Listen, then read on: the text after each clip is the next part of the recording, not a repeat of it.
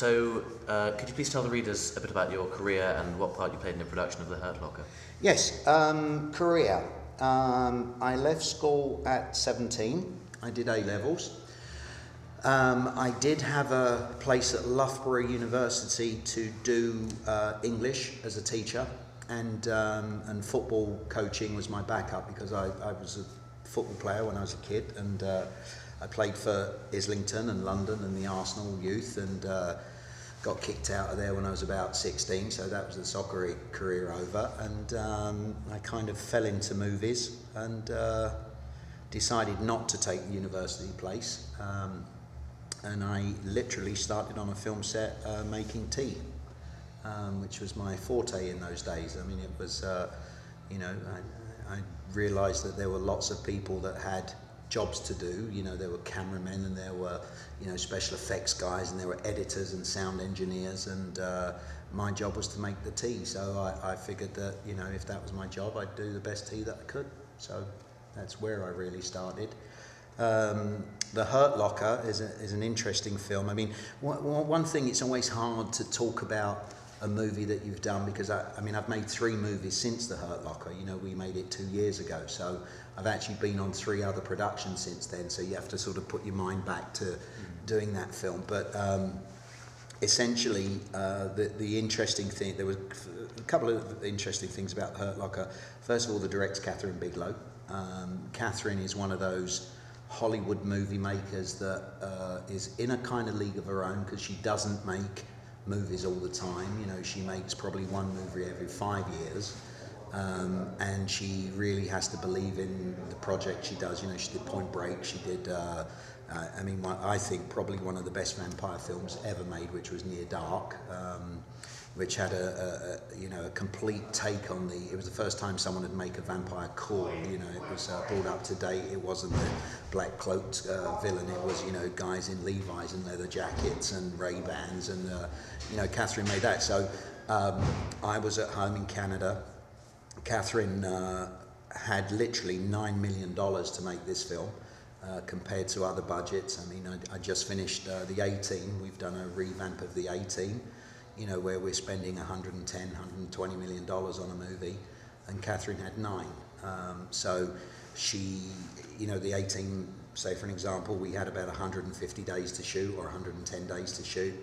Catherine had 35, and she had to get that all done. So what had happened is they shot the initial part of the movie in Jordan, and with the assistance of the Jordan Film Commission, and which really started, I think I was with one of the first films to use Jordan as a location. I shot there on Indiana Jones and Last Crusade.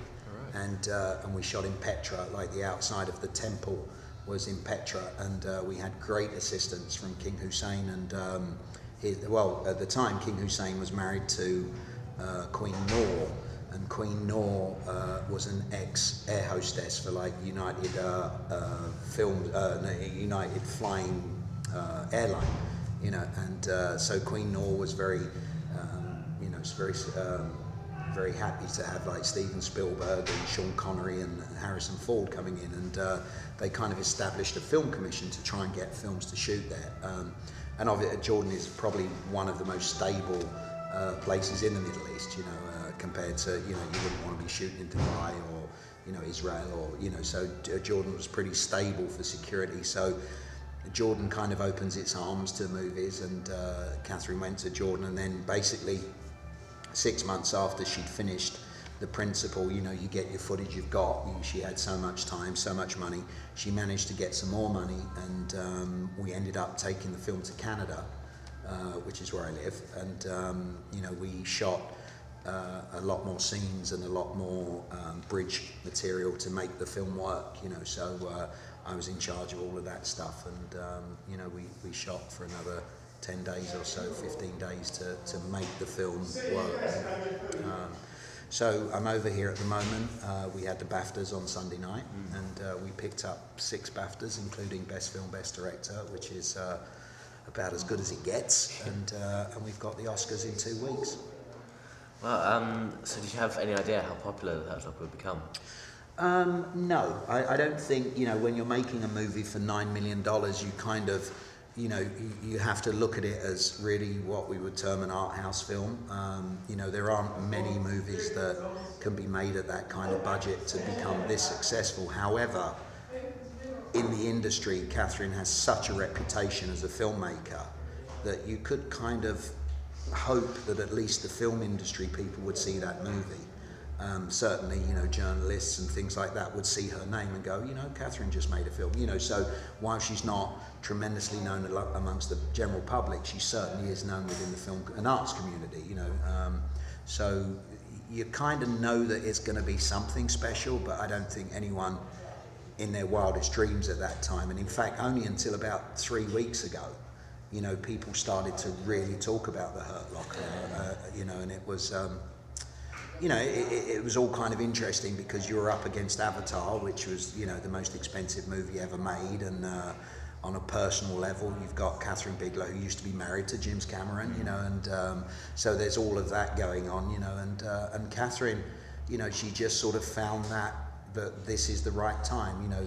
The Directors Guild of America had never had a female director win the highest award, you know, so it was time that was changed, and you know, it sort of harks back to, you know, Halle Berry, I think, was the first black actress, I think. Would that be right, Brian? I think she was the first black actress to win the, you know, like it was time, you know, things have to change. And, yeah. It's taken that long to get more. Right, you know, so you know, it was time that, and I think Catherine sort of got there at the right time. She's got a good movie, you know, she's got a wonderful reputation, and you know, it all worked, you know, so, but no, I don't think you can, you know, there are, in movie history, you know, there are a few films that have been incredibly successful, you know, the Blair Witch Project always like springs to mind with me because, you know, it was made for like 2 and 6, you know, it was made for $4 or whatever, and you know, it went on to gross something like $300 million, you know, worldwide, and you know, you can only dream of that sort of success, you know,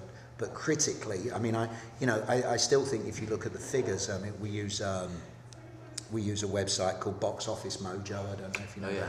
Well, you know, it'll give you the figures, and I don't think her figures are tremendous on the movie. Obviously, DVD sales and that will boost it, but critically, I mean, she couldn't have got better reviews than she got, you know. So when you're at the BAFTAs, seeing the film you'd worked on win so many awards, how did that make you feel?